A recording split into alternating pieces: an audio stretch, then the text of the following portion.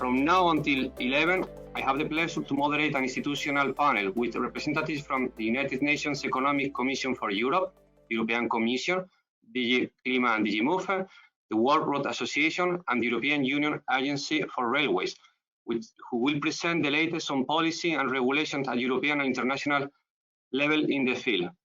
To kick off the meeting, let me introduce Mr. Lukasz Wyrowski, who serves as a secretary of the UNECE group of experts on assessment of climate change impact and adaptation for inland transport. Dear Lukasz, please welcome. Thank you very much for that. Thank you for having me at this very important final conference for the FORESEE project. I would like to speak a little bit from the perspective of the United Nations Economic Commission for Europe and the work that we are doing, or rather that we are facilitating for the various country experts. Next slide, please. So when we think today of transport, there are many features that we simply take for granted today, but most probably transport would look differently today if not the tremendous work that has been done over many years to actually make sure that we have good connectivity between A and B, that we have a safe and secure transport. And at UNECE, at the Economic Commission for Europe, we are a custodian to 59 legal instruments that have been negotiated and have been put in force over the years exactly to facilitate transport, to make sure that we have good connectivity. Things like such that one takes her or his car, drives from one country to another. Again, we take it for granted today, if not for the legal instruments that we have that actually admit a vehicle to traffic, to international traffic, on a driving permit, that one driving permit from issued in one country is recognized in a different country.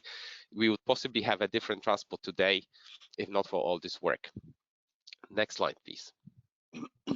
Now, from the perspective of infrastructure, you might have heard, or when you take the motorway in Europe, you sometimes see this signs that post E and a number.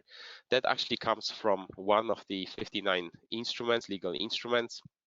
We call it AGR, and it's about the E-road network. We also negotiated and maintain for the countries similar instruments for the railway network and waterway network. Now, when we look at the e-railways, we can see that there are quite some important and interesting parameters that have been negotiated between the countries for the development of the networks. And this is exactly to make sure that in that case, a train can go from one country to the other, and then that you don't need to be rearranging the train on the way. And various parameters that you might be looking at would be the gauge, the loading gauge, the permitted weight on axle, the gradient at which a train would need to go up the hill or go down the hill. There are also various operational parameters that ensure that we can have a regular service, that there are reliable transport times, and so on and so forth. Next slide, please. But so far, what we do not have in this quite a number of legal instruments, and especially when we speak about the transport infrastructure, we don't address so much disruptions, and especially disruptions that we see more and more often happening due to extreme weather events. Obviously, we know that they do impair connectivity, that if there is for example, a flood of trucks, that we won't have a train passing from A to B. So obviously, there is the need possibly to have, maybe not for each and every line, but for the network, some resilience to disruptions. Next slide, please. So at UNECE, we have started, and for the number of years have been investing into a policy effort to ensure that we can make transport infrastructure, or rather transport systems, more resilient to disruptions that are caused by climate change and extreme weather events. At this moment, or in this period, we are working, we are servicing and facilitating a group of experts that is on assessment of climate change impacts and adaptation for inland transport. That group works under its current 2020-2025 mandate. This very group succeeded an earlier group of experts, which was on climate change impacts and adaptation for transport networks and nodes. And maybe you have come across the publication of which you can see the cover page on this very slide. So that publication presented the final report of the work of this preceding group of experts. Next slide, please. So what is it that this group of experts is focusing on? Surprisingly, there is still not enough awareness when it comes to adapting transport systems to climate change. So especially the group of experts is focusing on raising awareness, building capacity, and integrating knowledge from countries, but also scientific community on climate change impact assessment and adaptation for transport. Its other task or objective is also to further advance the state of knowledge. So we have already certain knowledge, but it's possibly not bad to have even more knowledge in this area. Next slide, please. So currently, we are focusing to continue with the exposure analysis in the UNECE region. So we want to produce more maps overlying climate change projections and transport assets. In that publication I referred earlier to, we were able to only cover part of the UNECE region. So UNECE region is covering North America, both the Canada and the United States, and then on the Euro-Asian continent, it's pretty much spans from the Atlantic to the Pacific, and as you can see on this image in the bottom left corner, we only were able to cover with the projections the continental Europe and the Asian part of the UNECE region. We were not able to prepare projections. So the ambition at the under the current mandate is to have projections. Can we still go back to to cover the whole of the UNECE region? And here we want to be focusing on precipitation mainly and temperature, but maybe we will also be looking into winds. In the many discussions that we have in the group of experts between the climate experts, but also between them and transport experts, it is important to understand how the climate change is actually impacting on the design thresholds that with which the infrastructure has been constructed, and whether actually already today and for the future we need to be thinking in terms of different thresholds. So the group is considering what kind of resource material on the changing thresholds it can prepare to help better consider climate change and adaptations for transport by transport professionals. Next slide, please.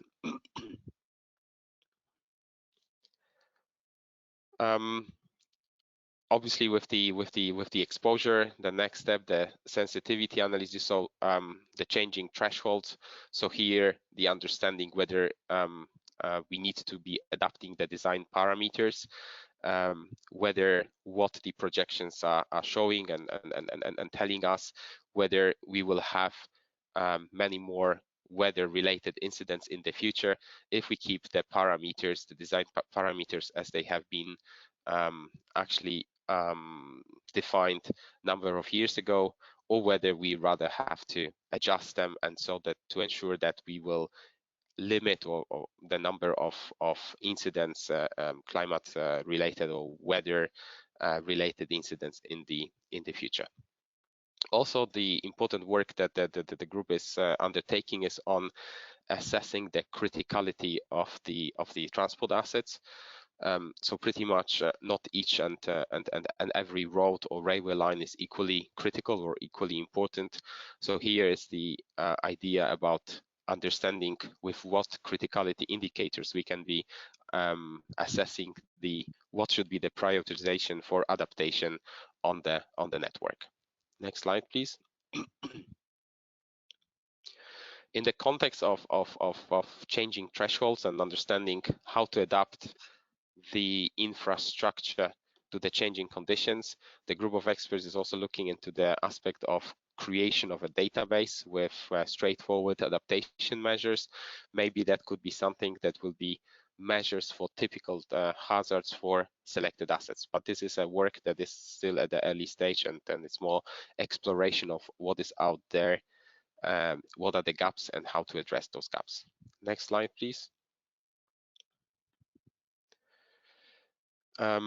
In the context of not enough awareness for adaptation work in climate change, it became over the number of years and the discussions that the experts held, it became clear that we need a business case for adaptation, so that experts in each and every country can go to the decision makers, politicians, and actually make a case for adaptation. So pretty much show what are the losses that are connected with the weather events that disrupt operations or disrupt operation through damages to the infrastructure, versus what would be the adaptation costs to avoid those disruptions. And if there is, of course, the business case, there should be more interest and of course more investment also in terms of expert time to work on climate change adaptation. It's also important to think in terms of how to go from the risk assessment to adaptation, and it is not so straightforward as one would think. So transport experts do need support in this area. Next slide, please. Now, let me make a loop, come back to the infrastructure instruments, to the transport instruments. So obviously now in this group of experts, we are on the policy work. We are thinking in terms of thresholds, doing this threshold analysis, connect with this the work on adaptation measures. Now, when we think in terms of the transport infrastructure agreements, there they do refer to design parameters. They also do contain general conditions for conformity that various infrastructure assets should have. And of course, we can be thinking that this work that is now being done on threshold analysis, adaptation measures, that actually can help us to bring into the legal instruments various prescriptions, various paragraphs that then would define the infrastructure of the future that will be less prone to disruptions due to climate change. So this is the work that we have been doing at UNECE, the policy work to address disruptions, and I thank you for your attention. Thank you, Lukasz, for providing this overview at UNECE. And now we go to the European Union level with Mr. Johannes Klumpers, who leads the Secretariat of the new Climate Adaptation Mission at DG Klima. Dear Johannes, the floor is yours.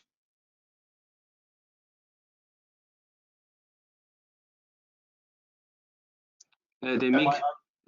Okay, now. Yes, good. Good morning, Jose. Good morning, participants to this conference. I am not in MOVE. I am in DG Klima, and my colleague Rafal is in MOVE, so you will hear him as well. So I will present to you the EU mission on adaptation to climate change. And I wanted to thank Jose and the organizers that you actually found me, because I had not found you. And that is one of our, maybe my own weakness, or the weakness in the mission, that we are not yet having a good system to have the knowledge on all the activities that are ongoing already, that have been started in regarding adaptation. We have asked Director General Research and Innovation to provide us with an analysis of all Horizon 2020 and maybe even FP7 projects that were already taking place in adaptation, but we don't have that analysis yet. And if that comes in the future, then I probably would be more systematically know about projects like yours. But it's great to be here, and for me, it is certainly extremely interesting to listen in. So next slide, please. The adaptation to climate change mission is one of the 5 missions that have been defined under Horizon Europe.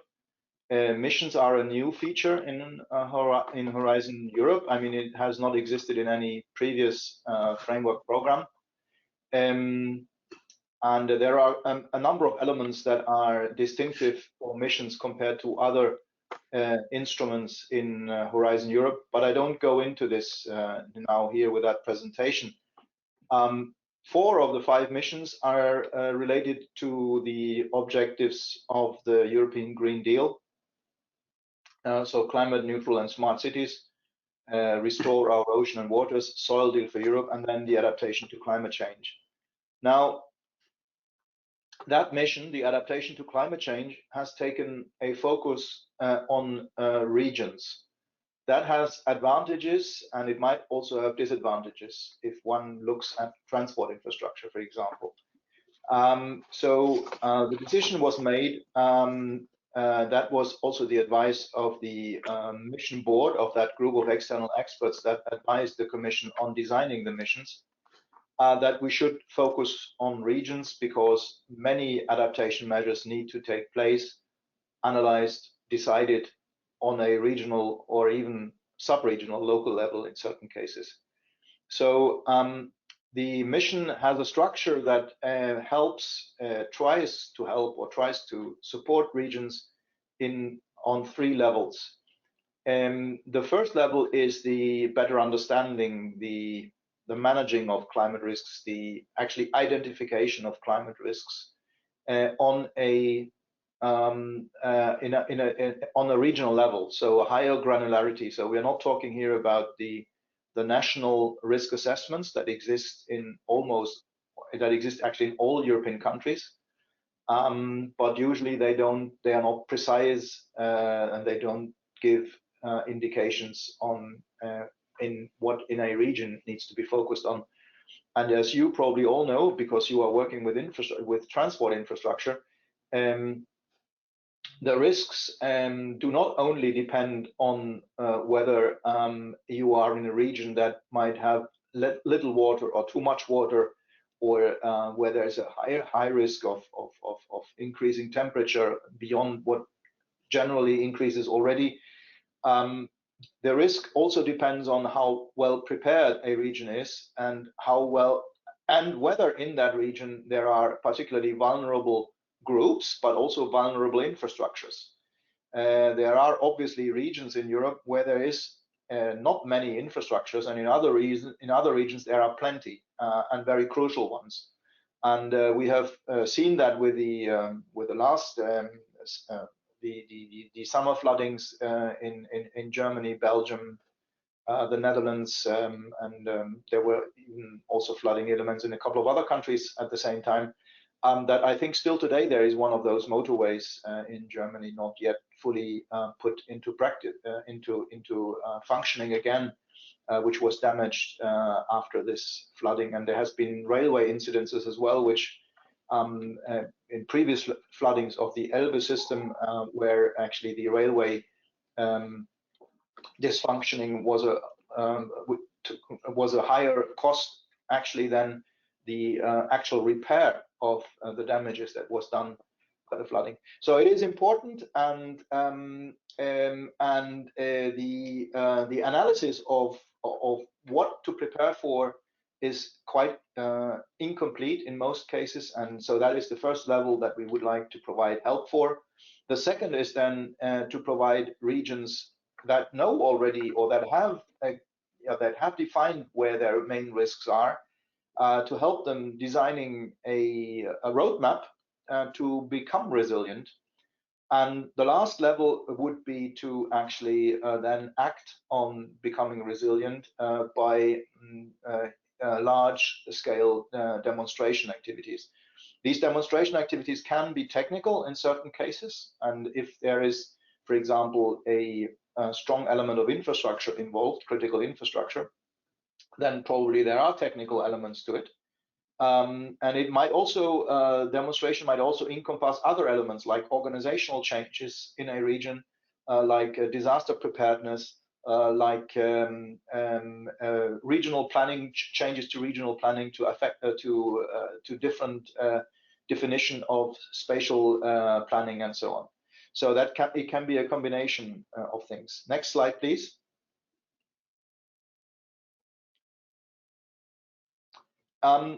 This mission is one of the actions under the EU adaptation strategy. EU adaptation strategy was in February 2021 adopted. It is not adopted by the European Union. It is a Commission proposal, and the Council and Parliament are preparing conclusions, are commenting on it, but is not a regulation, or is not a jointly agreed strategy between all the three of the institutions. That strategy has a vision. It foresees a smarter and a more systemic and a faster adaptation, and it is to these three objectives we try to also assist with the mission. Next slide, please. So the mission is, compared to many other endeavors in the framework program, is actually a long-term, has a long-term character. We are right now in a build-up phase that will go until 2023, and the end of the mission is only in 2030. So there will still be grants normally that will be signed in 2027, for example, that will have a duration until 2030 or maybe even beyond. Next slide, please. This is maybe quite important for you to know. There are a couple of what we call innovation areas. You could give it another title, intervention areas, maybe focus areas, which we look at in the mission. Critical infrastructure is one of them. Critical infrastructure encompasses obviously transport infrastructure, but also hospitals, power production, IT, communication infrastructure, and so on. Health and well-being is another one. Both heat or diseases, infectious diseases, land use and food systems, water management. There's a lot of links between water management and critical infrastructure, obviously, both because water can damage infrastructure, but also water is necessary in certain infrastructures. We want to give a focus on, if possible, to use nature-inspired or nature-based solutions. The reason for that is that these solutions very often have a very positive effects also on other important objectives of European Union policy, like biodiversity policy, and they also very frequently have not only our adaptation measures but also mitigation measures. So they have a multifunctional use in most cases. And we are looking at cross-cutting innovation areas like the provision and capturing of knowledge and data, the behavioral change, the finances and resources, and then especially on the regional level, how are regions governing themselves? How do they go about in terms of management of adaptation? Next, please, slide. So it's place-based, it's based on national adaptation strategies, and we go beyond, we want to go below the level of national adaptation strategies to add a higher granularity. Next slide, please. There is, the mission is not only about Horizon Europe. It is a Horizon Europe based instrument, but by default, all the missions are asked to work in a cross policy manner, meaning going out from the research and going into the other policy areas, and also combining funding and policy tools from different policy areas. But now we are, as I said, in the build-up phase. So what we have there already is right now is open calls under the Horizon Europe mission work program. These are the calls that are right now open. So we are providing a call on risk assessments, then to developing roadmaps. Also, one that might be of interest to you in the transport field is a topic on asset level modeling, and that is particularly addressing critical infrastructures. These are the assets, actually. Then demonstrators, engagement activities, and the last one is an action on ourselves. Basically, it's a public procurement to get the management element, an important management element of the mission, which is the implementation platform, off the ground. Next, and I think that's the last slide. Yeah, should only be the thank you. Thank you very much, Jose. I know I was maybe 2 minutes too long or so. Sorry for that. No problem. Thank you very much, Johannes. And actually, I have to say that we just met right on time.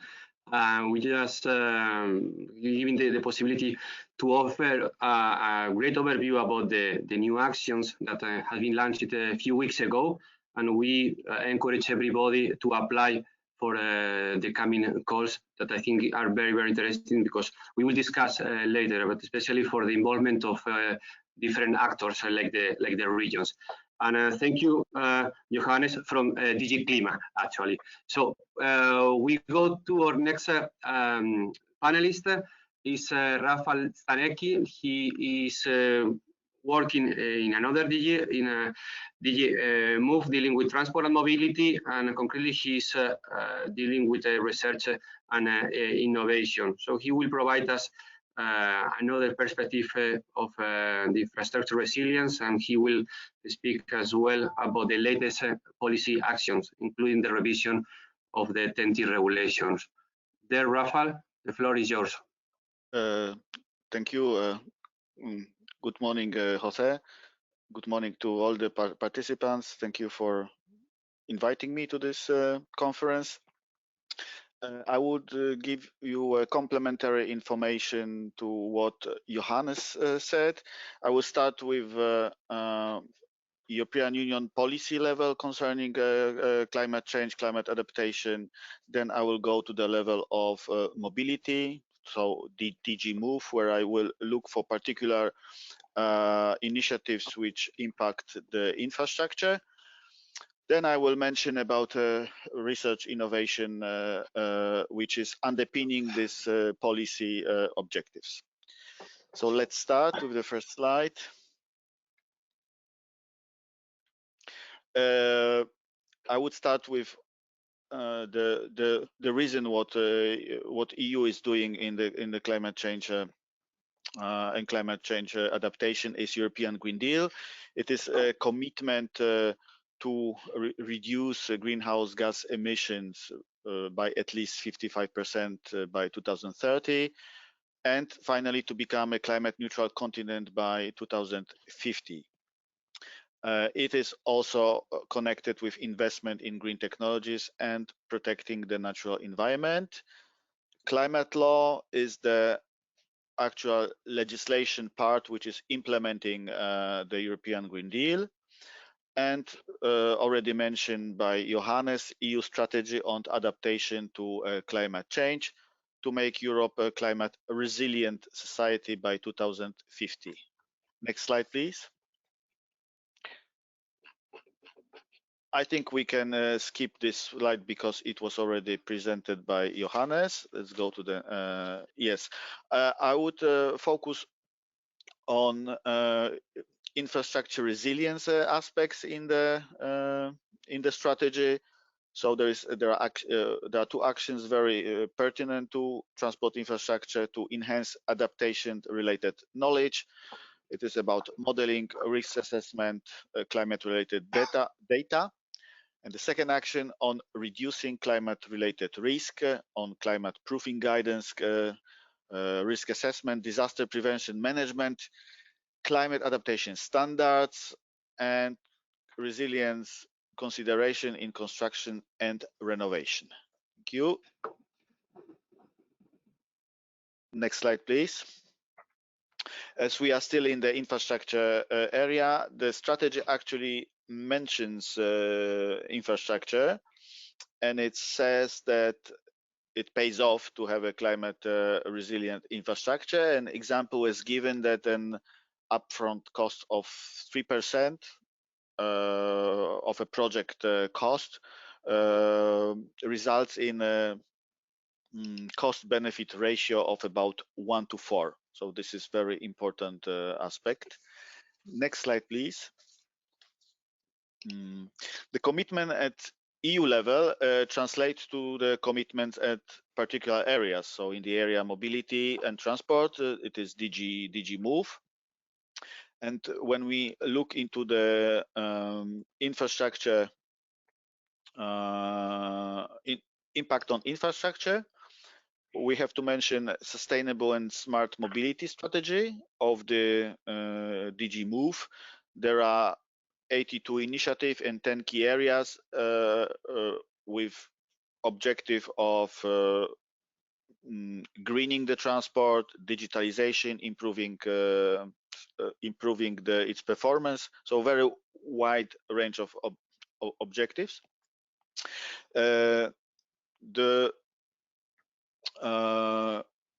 There is also a TEN-T review, which is a consequence of the strategy. And finally, infrastructure, very important financing tool, CEF, which will ensure that new projects on the TEN-T network are climate proof. Next slide, please. We can probably skip this one also, because I mentioned. Here are some examples for your information what this strategy or sustainable and smart mobility strategy is about. There are quite precise objectives on zero emission, number of zero emission cars and climate neutral city, and travel, carbon neutral travel. I will, if you are interested, please consult it after the conference. They are very ambitious, and if you go to the next slide, you see that ambition even rose by 2050. We talk about nearly all cars, vans, buses, and heavy-duty vehicles with zero emission, which is in line with what I said in my first slide for Europe to become climate neutral by 2050. Let's go to the next slide. This is about TEN-T, which I mentioned before, so Trans-European Network. You can see 9 corridors which this concept or piece of legislation deals. It comprises land transport, railways, waterborne and maritime transport, important for cohesion and economic development of the European Union. The guidelines origin from 2013, and they have been reviewed in last December, and the draft regulation was presented. We can go to the next slide, please. So the objective of revision of the TEN-T guidelines was to make transport greener, again, Green Deal objectives, seamless and efficient, improve the governance tools, and also to increase resilience of the TEN-T network to climate change and other natural man-made disasters. This aspect hasn't been present in the previous version of the guidelines. And if we go to the specific objectives, you can see that the goal is to improve the preparedness and resilience of infrastructure, and maintenance included. This is also new in the 10T regulation. We can go to the next one. So I will give you just four examples of 4 articles which actually mention this resilience aspect. So Article 44 on the cybersecurity, 45 on safe and secure passenger and freight movements. 46 is about maintenance of the infrastructure over its all lifetime, and Article 48 maintenance, but also resilience to of 10T network to natural and human-made disasters with climate proofing and environment impact assessments. And next slide, please. So all these policy objectives that I've been presenting need to be underpinned by research innovation effort. The Horizon Europe is the biggest European research innovation program for the years 21-27. It's a continuation of the Horizon 2020, but with bigger budget. In this, in Horizon Europe, 14 billion is directed towards research in climate, energy, and mobility cluster. And within this cluster, 400 million for this 7 years is earmarked for transport infrastructure, traffic management, and logistics. The money for research in transport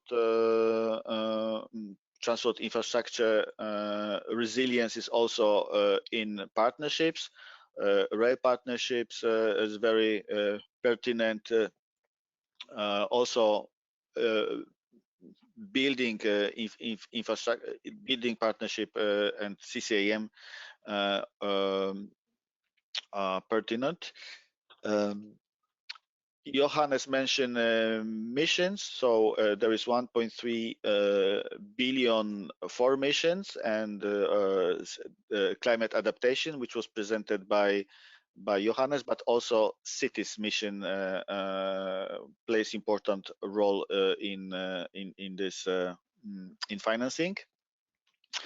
And I would like to mention one new aspect also Horizon Europe, a commitment that 35% of total funding of the Horizon 95 billion Horizon Europe will be spent on climate friendly technologies. And the last slide, I think it's a little known information, that's why I'm sharing it with you. It is new in Horizon Europe, financing through European Innovation Council. This is the focus is on breakthrough technologies. It has budget of 10 billion for 7 years. It is for non-incremental research opportunities and from TRLs from very low to deployment. With the quite a flexible form of financing. That was my last presentation. I hope I was in time or even a bit faster, but I think all the information I passed to you. Thank you, Jose. Thank you, Rafal. You were perfectly on time. And let us say that all the presentations will be displayed in the FORESEE website. So, and for any further questions, anyone can contact us, and we'll be happy to make the link with all the panelists. So our next speaker is Miguel Caso. We go global now. We are going to focus on the road infrastructure sector. Miguel is the current technical director at the World Road Association, which represents all the public road administrations.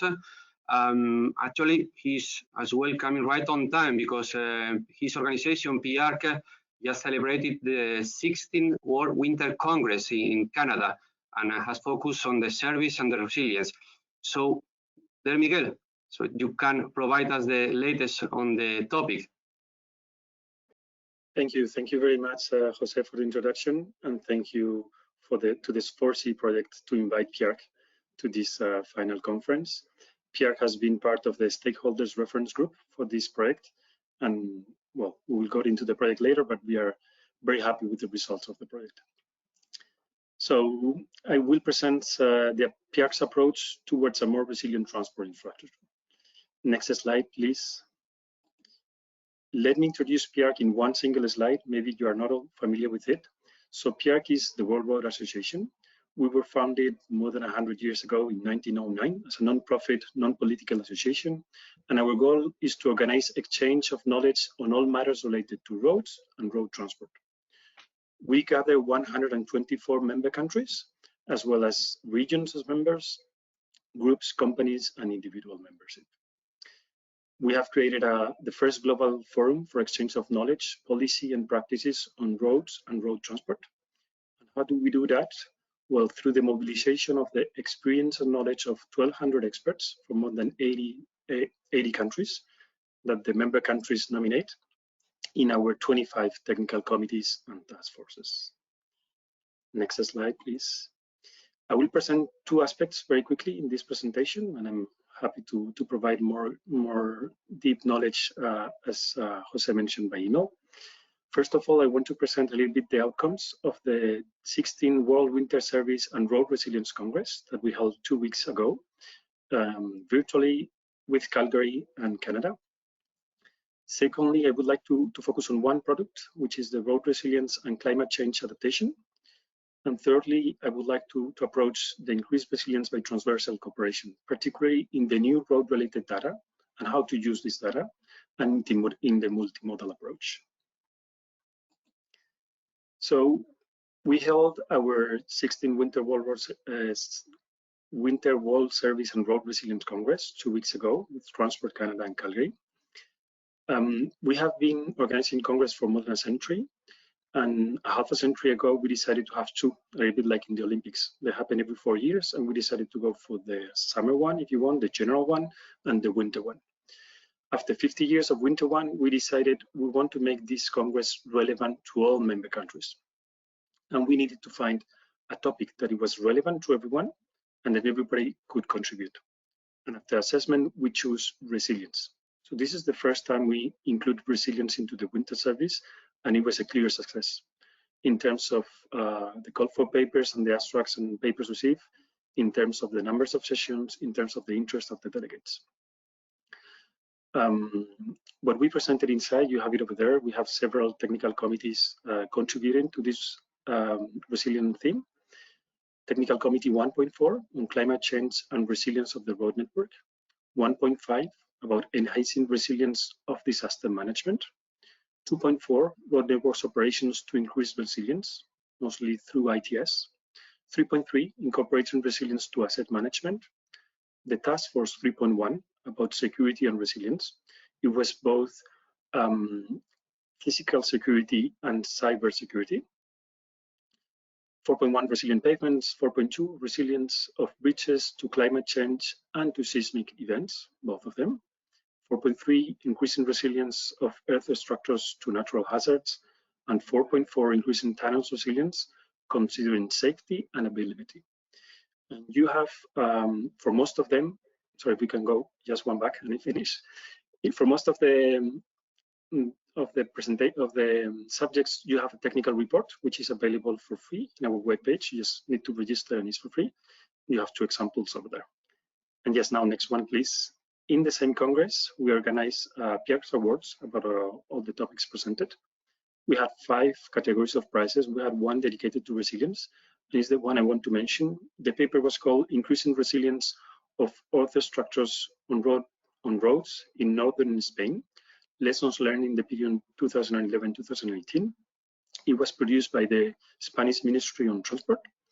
And it, what we like it from this approach and from this methodology is that it offers a holistic approach to the whole road network system. And it produced interventions not only where some of the problems were detected, resilience problems, but also in other places where risk was analyzed and was detected as important, but no problems occurred yet. Next slide, please.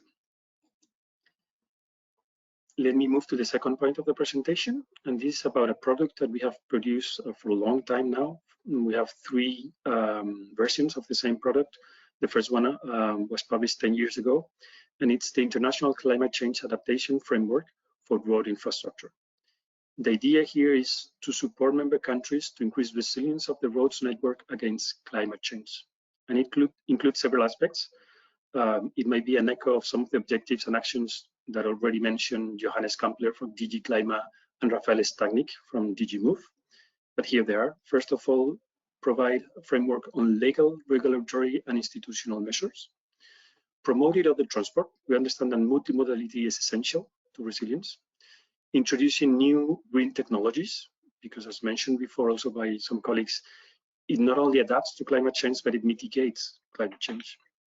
Monitoring infrastructure to reduce risk of collapse, accidents, interruptions of service, and new methodologies, analytical tools to identify, assess, and mitigate risk, and thus increase resilience of the road infrastructure. You have the picture of the two last versions. You have the three available again for free online. And if we move to the next one, please. Just to get into the details. Yeah, next slide, please. Yeah, thank you. The idea, as I was mentioned, is to support all the members to adopt a consistent approach to analyze the effects of the climate change on their road networks and to develop measures to increase resilience. And we provide guidance for 4 stages: identify the scope, variables, risk, and data. And I will come back to the data in the third topic that I want to present today. Assessing and prioritizing the risk. Stage 3, developing and selecting adaptation responses and strategies. And on the last one, integrating findings into decision-making process. And that's essential. As also mentioned for some colleagues, building a business case. And the next slide, please. And this will be the final one for this one. It's what are we doing? We have provided 3 versions. We will provide a 4th version and an updated version of the climate adaptation framework next year. So we want to provide with this 4th version a uniform and holistic methodological approaches to climate change and other hazards resilience to all member countries. By identification of hazards, environmental threats within the context of road infrastructure, it can be climate change, extreme weather, aging infrastructure, condition of the infrastructure, natural and man-made disasters, and cyber threats.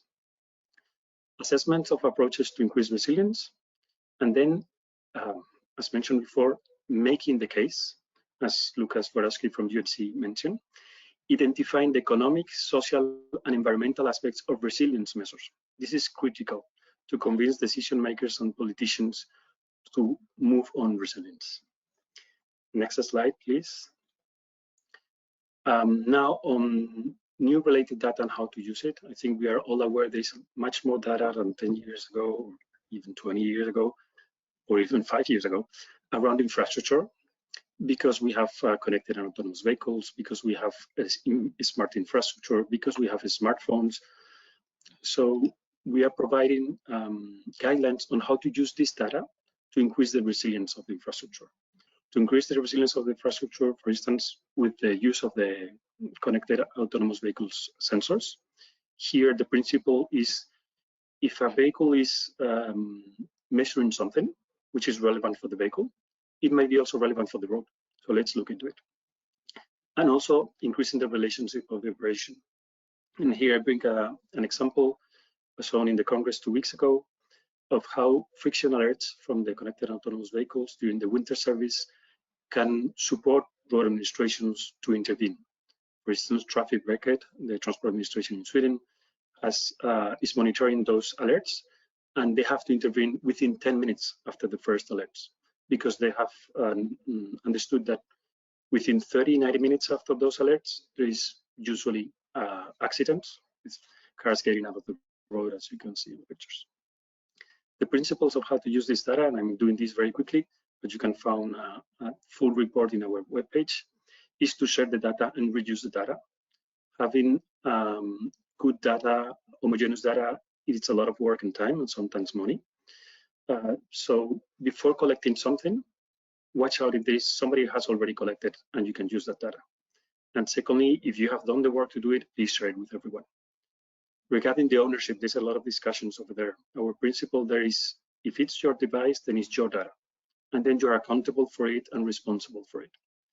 And here it comes the aspects of the regulation. And I think it's very important that institutions start to regulate, and they have already done it in this field, because we are all starting to understand that data is kind of the oil of the 21st century. So a lot of organizations, private, public, are starting to build fences around the data to not offer it for free. Well, we need to work it out to promote, of course, partnerships with them, but also to make critical data accessible to everyone. An example of that is the regulation in Europe about the data related to safety-related traffic information, which makes mandatory to share all the data critical for safety. And we have several pilots. We have one pilot with 5 nations and multiple car manufacturers, and you have the link there for my data. And I think this is my last slide. If we move next one, yeah. I wanted to touch on multimodality for resilience. We understand this is critical, and we have 2 technical committees working on that. One on sustainable multimodality in urban regions, and this is about passengers transport, and the other one about freight transport. Where we're looking here is for resilience not only inside our sector, the road infrastructure, but outside. It's important we don't work in silos and we cooperate ones to the other ones.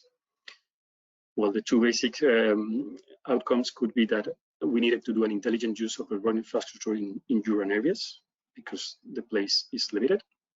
And we need to optimize all the transport modes in the resilience aspects, efficiencies, improve service, and reduce environmental impacts. Again, you have the reports available in our webpage. And the next slide is just to thank you again and to make myself available if anyone wants to cooperate or have questions or comments. Thank you, Jose. Back to you. Thank you, Miguel, and you're completely right. I mean, we need to cooperate, we need to avoid those silos, and not only between the public authorities and the stakeholders, but as well between different sectors, especially in everything related to land transport, roads, and railways. So before going to the next panelist, let me tell everybody that please post your questions in the chat, and we will distribute them after in the Q&A part of this panel. So we are going to the last speaker, and we go to the European level, and we're going to focus on the other part of land transport and railways. Telecommunications is a key element for the correct functioning of the single European railway area, and cybersecurity represents a growing concern for the sector. Mr. Thomas Chatelet works at the ETMS, European Railway Traffic Management System, if I'm not mistaken, and the telematics unit of the European Union Agency for Railways. He will explain the latest on cybersecurity in the railway sector. There, Thomas, the floor is yours. Thank you very much. Can you hear me well? Perfectly. Thank you very much. So many thanks to Mr. Diaz and to the EU Road Federation for inviting us. This session is about the policy and the regulatory aspects with regards to resilience, and the purpose of this presentation is to update you, if you are coming more from a road background, on what's happening in the rail domain with regards to cybersecurity, including how the railway agency is contributing to the policy framework development to make sure that we have an increased resilience to cybersecurity threats. So next slide, please. So in very short words, but this was already addressed by Mr. Stanecki, there is a common policy for the transport at EU level, and this is including for the land transport, the railways. To make it in very, very short, the EU policy is encouraging the market entry by reducing administrative and technical barriers and trying to open up the market for more competition. So one of the aims of the agency is to work on removing the technical barriers by means of improving the interoperability of the railway system, but also in ensuring an adequate level of railway safety overall in EU. Next slide, please. So the agency is not so old, actually. It has been established in 2004. We are located in Valenciennes, and we are like a technical secretary for the Commission when they are proposing evolution of the railway regulatory framework that are later on voted at the EU Parliament. So we are the technical body for advising the Commission on all railway aspects, including interoperability and safety, like I said before. The latest change in our regulation is dated back from 2016 with the so-called fourth railway package, which is even more empowering the agency on some aspects of interoperability. Next slide, please. And amongst those tasks that are stemming from the fourth railway package, now ERA, the EU Agency for Railways, is the authority for single safety certificates, that is to say, certificates granted to railway infrastructure managers or railway undertakings in achieving their targets with regards to the common objectives for safety, but also for vehicle authorization, that is to say, when a supplier would like to place on the market a new railway subsystem, e.g. a vehicle, then they need to come to the agency. Now, if the train is crossing several borders, to have a single authorization for this train instead of having to go to each and every member state and go there with the National Safety Authority to have their own authorization. So we have also some competencies now on ERTMS trackside approval. So ERTMS is the European Rail Traffic Management System, the unit where I'm working in within the agency. ERTMS is the EU signaling system for railways. And this system is aimed at easing the interoperability of the railway system, especially for signaling aspects when a train is crossing several member states' borders.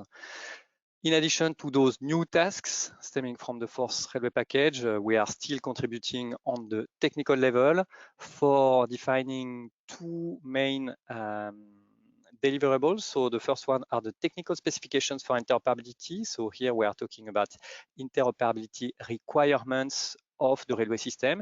It could be the catenary system, it could be the gauge system, it could be the braking system, or for what I'm concerned, the signaling and telecommunication system, which encompasses cybersecurity. But the agency is also responsible for developing a common approach to safety for the European railway system. And this is what we call the common safety methods. So TSIs and CSMs are the two legislative tools, regulatory tools that we can use, especially in this case about resilience with regards to cybersecurity. The aim is having a single European railway area, as Mr. Diaz mentioned already, trying to harmonize as much as possible to enable a smooth operation of the railway system across all EU member states. Next slide, please. So without no surprise, there is also a growing concern with regards to cybersecurity in the rail sector. And we have noticed in the past some attacks that have been targeting the railway system, especially the WannaCry at Deutsche Bahn in the past years. And the railway system, the railway actors, the railway stakeholders are now very clearly aware of the dangers and are clearly aware of what needs to be done to make it the railway system, the European railway system, more resilient. Next slide, please. So in short here, I'm presenting you what are the two main pillars of the action of ERA with regards to cybersecurity. And there, let's be very honest, it's not because ERA is acting on cybersecurity that everything will be solved, unfortunately. The security and to some extent the cybersecurity is a shared prerogative as per the Treaty of Lisbon, and therefore it's not so easy for an EU agency to decide unilaterally what is relevant for cybersecurity. And the cooperation with the member states in this case is very important. I will also elaborate further on the role of ENISA, which is the EU agency for cybersecurity, with which we have a very good cooperation. And cybersecurity needs to be understood as a superposition of different regulatory framework. And here what I'd like to highlight is what is ERA part with regard to cybersecurity. So two main pillars, as I was explaining. First are the regulation considerations. So I was mentioning before the common safety methods and the technical specifications for interoperability. This is the role of ERA to consult with the railway stakeholders. It could be industry, it could be the European railway undertaker, it could be the European infrastructure managers. This is our role to consult all those stakeholders to make sure that the CSMs and the TSIs are correctly apportioned to reflect the need for cybersecurity requirements. We are in the process of updating one of the main TSIs for the EU regulatory framework, which is the Control, Command and Signaling TSI that needs to be updated by 2022. And there is there, for instance, a new subset on the end-to-end protection of the signaling system, the ETCS system, and to reflect there what are the state-of-the-art possibilities for encrypting and protecting end-to-end messages for signaling to make sure that the system is more resilient. To achieve this objective, we are monitoring a lot of relevant activities that I will detail later on. That's the first part. The second part is the cooperation building. Oh, can we stick to the first? Yes, this slide. Thank you very much. The second part is the cooperation building. So there, of course, we need to consult with DG Move on the overall strategy for cybersecurity in the land transport and more specifically in the railway transport. We will see that later on. Also with ENISA, and here I have to thank my colleagues of ENISA that are providing an excellent support to the railway community, and they have been elaborating already two very interesting guidelines on how NIS directive, for instance, should be applied to the railway sector. So this is very, very useful. And ENISA is also helping us in reviewing the technical enhancements of the TSI, which is very, very helpful. We have also a cross-fertilization with other EU agencies such as EASA and EMSA. So for aviation and maritime transport, this is very important for us to know what are the best practices in those domains and to reflect that as well in the railway domain. The third cooperation part is with the national cybersecurity agencies, like for instance in France, ANSSI, or in Germany, BSI. And there we are trying to understand with them what is the national regulatory framework for cybersecurity in the specific railway domain, and to perform a mapping of the requirements of the EU railway regulatory level to this national railway regulatory level. This is done in cooperation with the National Safety Authority, like for instance in Germany, EBA, or in France, EPSF, to make sure that we have, as I mentioned before, the correct juxtaposition, superposition of the different regulations to make sure that the resilience of the railway system is achieved. And last but not least, there is an initiative I want to highlight here, and this is the European Railway Information Sharing Analysis Center. So ISACs are tools for sharing information that are promoted by ENISA. Since 3-4 years, there is now a dedicated ISAC for railway. This is a sectorial ISAC, and this is about rail. I will detail this a little bit later on. This is a very, very interesting initiative. Next slide, please. So as I was indicating, the cooperation with ENISA is very, very important because they are the authority in cybersecurity at EU level. And again, I'm very grateful to have this very good collaboration with them. We are organizing once or twice per year events with ENISA, joint initiatives between ERA and ENISA in forms of webinar or conferences. The next one is planned for second half of this year. And ENISA is also consulting us and the railway sector to draft some guidelines. You have here on the slide the railway cybersecurity, the good practices in cyber risk management. I invite you to have a look at that, and maybe some of those guidelines or good practices are transposable for the road sector, again, in view of improving the resilience, in this case, against cyber threats. Next slide, please. The Commission is also, of course, working on that. And here we are in close collaboration with the Unit A5 of DG Move, where there is a Land Transport Security Working Party, the LandSec, and they have a permanent agenda dedicated to cybersecurity. There is also from this unit an EC Transport Cybersecurity Toolkit. So this is not only dedicated to railway, but also to other means of transport. And I invite you to have a look at that. Next slide, please.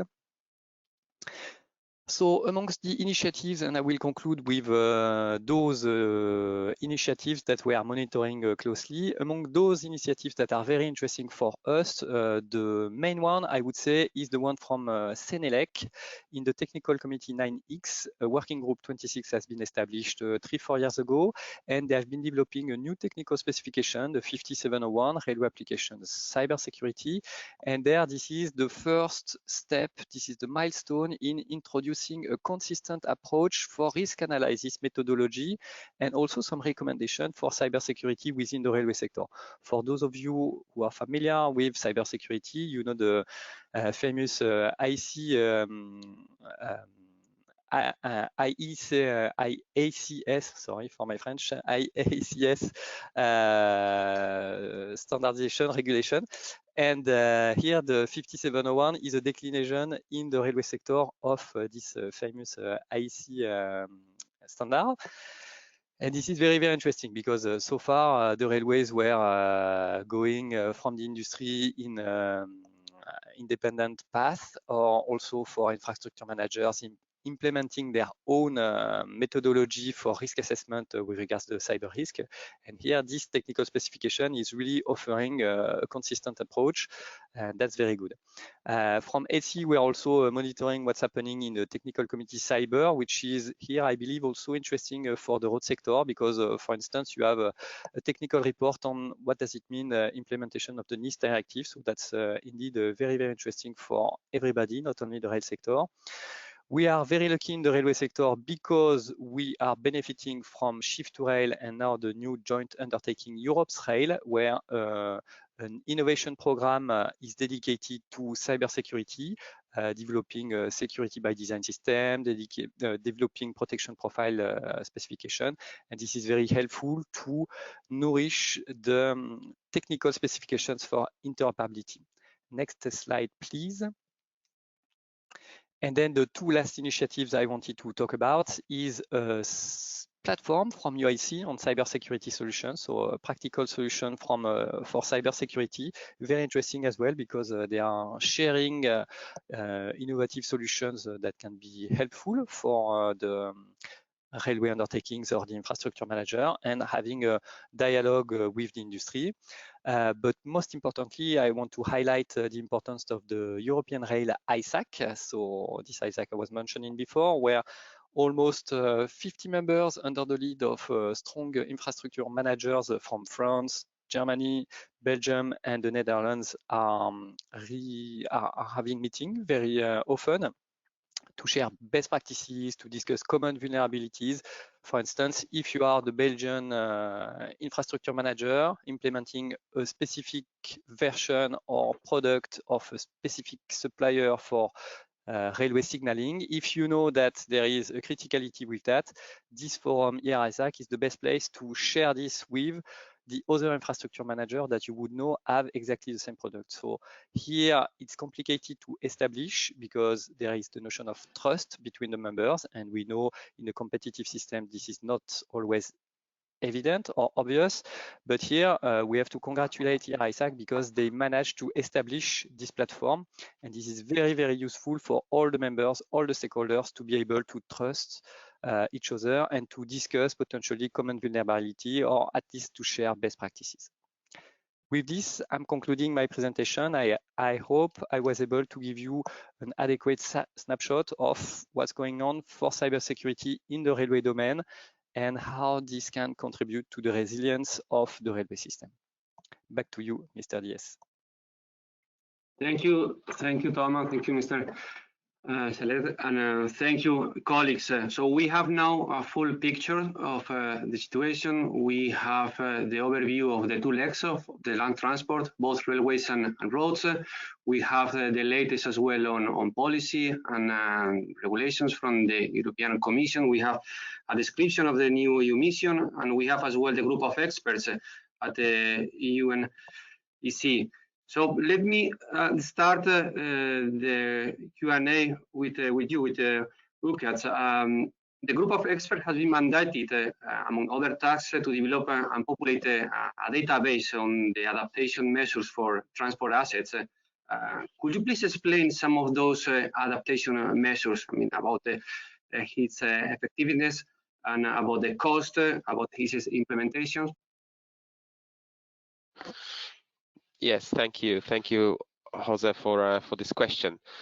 As I mentioned in my presentation, this work on the database is at an early stage, and as a matter of fact, the group of experts has not concluded whether it wants to develop a database or rather populate an advice to those that are already owners of various databases.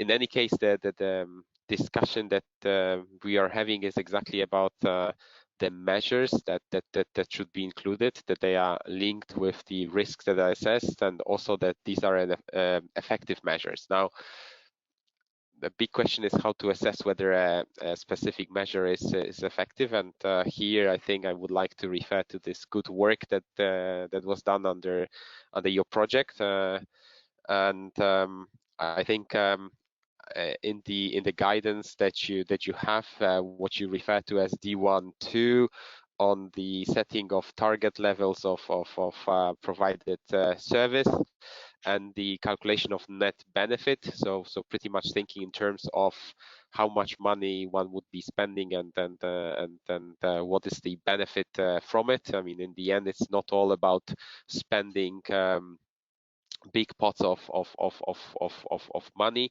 That should be tailor-made to the needs, to the criticality of specific assets. So I think this is a great work that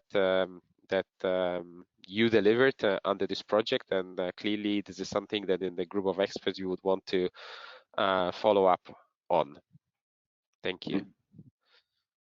Thank you, Lukasz, and we will be happy to continue collaborating with the group of experts. So now, Johannes, I cannot see you. I don't know if you are here with us. I am, yes. Okay, perfect. Thank you. So it was a very interesting presentation about the new EU mission, and you mentioned about the role of the regions. I mean, like it's quite interesting that regarding the scopes. For the future calls, what are the partners profiles that you are expecting? Jose, can you say that again, please? Sorry.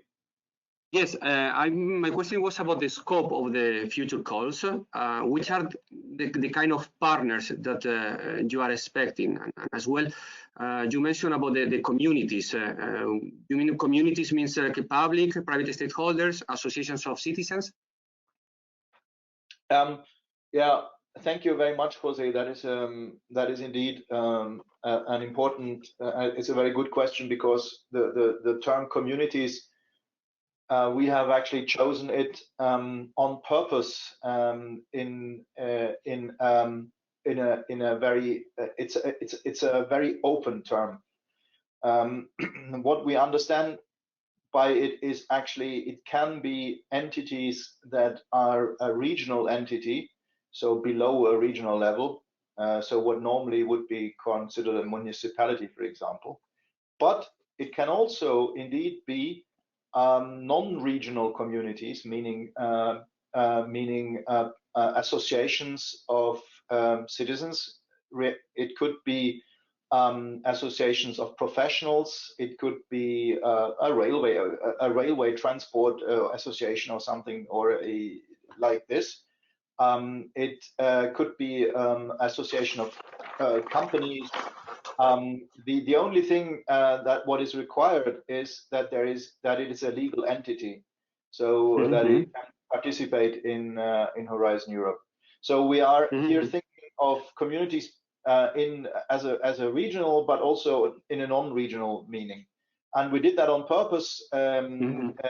And also in the FAQs, the frequently asked questions on our calls, this is a little bit explained, so that because we didn't want to use 5, 6, 7, 8 different terms for things, and also we are never 100% certain whether we know the realities of all the European countries or all of the potential participants. So we have given it actually on purpose a quite unprecise terminology. So to allow all kinds of associations, organizations, groupings to participate. So the only important criterion is that it's a legal entity, that's necessary, but the only important criterion is that it makes sense, the participation of whatever that association, that community is, that it makes sense in regard to the project that is proposed. So what you have to do is that you, if you want to participate in a call as an association, as a community in that large sense, you will have to do it in a convincing way so that the evaluators see the meaning, see that it is meaningful that you participate in this, that you can contribute. And that is of course the case for many of these associations. So it is not there are many professional associations where for example, the participation would absolutely make sense on certain topics.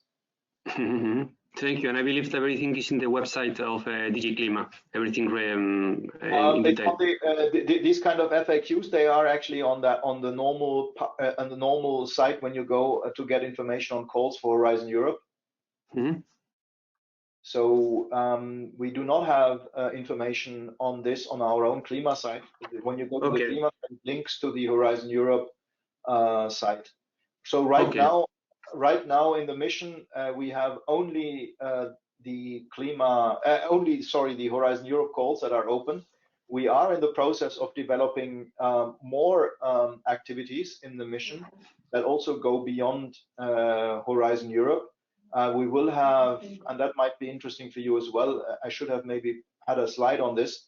We will have a mission forum on 7th of June. Actually, we will have every year a mission forum. The mission forum is a kind of governance element for the mission where we will get input and decide on which orientation the mission shall take. And the very first of these forums will take place on the 7th of June. We will make the participation to this quite open, but associations that are busy with adaptation, with resilience, will be a very welcome participant to this forum, and your contributions to what orientations from your point of view the mission should take. Okay, very clear now. Thank you, Johannes. Rafal, one question for you, especially linked to the revision of the TEN-T regulations and the Article 46. That means like it's a novelty in the new future actions. This article refers to the resilience of the infrastructure, and here is like member states have specific obligations to improve the security and the resilience of the transport infrastructure to climate change, natural hazards, and human-made disasters. Here, could you please explain, further elaborating the definition of European project of common interest in the field of transport, and what's about the tools that the European Commission has to ensure that these specific obligations are fulfilled by member states? This is a tricky question because the regulation I presented is still in negotiation. It means it has to be translated into the obligations by member states, and we expect quite difficult negotiations. I can only tell you that on the European level, things are more clear. So the tools from the research innovation side, we have Horizon Europe and the 95 billion, but the money which can be used to support the research innovation on resilience is in security cluster, which is cluster 3, is in the digital cluster, in cluster 4, and of course transport cluster 5. There is also Digital Europe program, 2 billion euros, which is more cross-cutting, but it will also touch upon the research innovation and security of infrastructure. They had, for example, cybersecurity call in 2021. Then money to implement it. There is CEF, which I mentioned in my presentation. This is a financing instrument of 25 billion euros per 7 years, and this is to implement the European transport policy, 10T. There is also a digital CEF with 2 billion euros for 7 years, which is more cross-cutting objective, but certainly also including infrastructure. So there are money in different areas in the EU, but the obligation of the member states still has to be negotiated. It's ahead of us. Yeah, actually, the file, the dossier is at the European Parliament level, and there will be a negotiation with the Council. So I guess it's going to take some months. There is a magic word, sovereignty, and when you touch upon sovereignty, the things become more difficult. Yeah, indeed. Thank you, Rafa. So we have a few minutes left, so I will try to pose 2 more questions to Miguel and Toma. Miguel, I mean, you are the representative of the road authorities, and road authorities are the main clients of the industry, and you are the ones trying to improve or make the best of the public procurement. What's about the integration of the new methodologies and indicators to measure the resilience and set performance targets? How is the evolution now in the public procurement? Are the public authorities starting to adapt to the new challenges? Do you have any specific working groups? How is your collaboration with the industry in this field? Thank you for the question, Jose. So yes, we have a group working on this one. We've set a technical committee on finance and procurement. What we are seeing about resilience and adaptation to climate change is that technical aspects are easily taken into account, such as, for example, extreme weather events. That's easy to put into public procurement. You know, these new probabilities of such as extremes, and you include it over there. What it's always more complicated is about methodologies and innovation. But this is not only about climate change or cybersecurity or other aspects, it's about any kind of innovation. I think in public procurement, we have difficulties to integrate properly innovation, because very quickly you enter into monopolies, and you cannot ask for a particular option from a private company, and because of other challenges, and because we focus a lot on budget. So this is what we're working on, how to include more the innovation regarding resilience and climate change into the procurement process. I hope we will have strong answers on sound basis by next year, 2023. And from the industry, from the private sector, we are glad to continue collaborating with the PIARC as we have done until now in different working groups and as well in the congresses. So we have just few minutes left, and our last question it will be to Toma. And we saw your presentation about the different actions that are happening now in cybersecurity in the sector. I mean, everything is, let's say, in the making, and we are in a very pretty much early stages. and it seems that the next years are going to be quite active in the field. However, I believe that the private sector or the European railway undertakings and infrastructure managers have been planning to increase the resilience of the network, especially to very delicate issues like the passengers' information and the ticketing services. Could it be possible to explain any best practices in cybersecurity in those specific fields developed by the sector? Yeah, sure. Thanks for the question. Indeed, as I was trying to indicate in my presentation, there is not a single regulation to follow to make sure that you are on the safe side with regards to railway cybersecurity, unfortunately. So you have several steps, several levels that you need to consider. I think that the first step in the best practices is how you are concerned by the cybersecurity regulation in your member state, if you are an infrastructure manager or a railway undertaking. That is to say, how has the UNECE directive been transposed and how you should comply to that. Generally, this is about implementing an information security management system, an ISMS, to be able to detect any incident and to report to your national cybersecurity agency. So that's the first step. The second step would be about strengthening the system. So you were indicating in particular the ticketing system. So there, indeed, the railway operators, the infrastructure manager are working on that because this is not only about financial reputation, but this is also potentially about disrupting the operation if something bad happens onto your ticketing system. So they are fully aware of that and they are developing. And here, this is only an example, but they are also strengthening what could be improved for other systems. In particular, in Germany, I'm aware of a study on moving the interlocking system to digitalization, and there is ahead of that a study on what could be the consequences in terms of cybersecurity. So that's very, very interesting. And thirdly, for me, the next good practice is to share information. So I was putting an emphasis on this initiative of the ERISAC. Here, this is really a sector-led initiative where, under the influence of Infrabel, in this case, this group has been created, and now they are exchanging information, they are sharing, disclosing potentially some common vulnerability.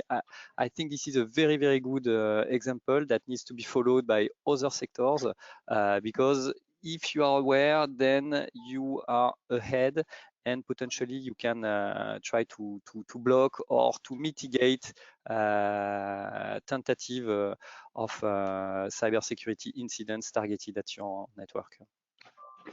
Okay, very clear, Tom. I think very interesting years that are coming ahead for the railway sector, and we from the road sector, we hope to collaborate with colleagues from the other side.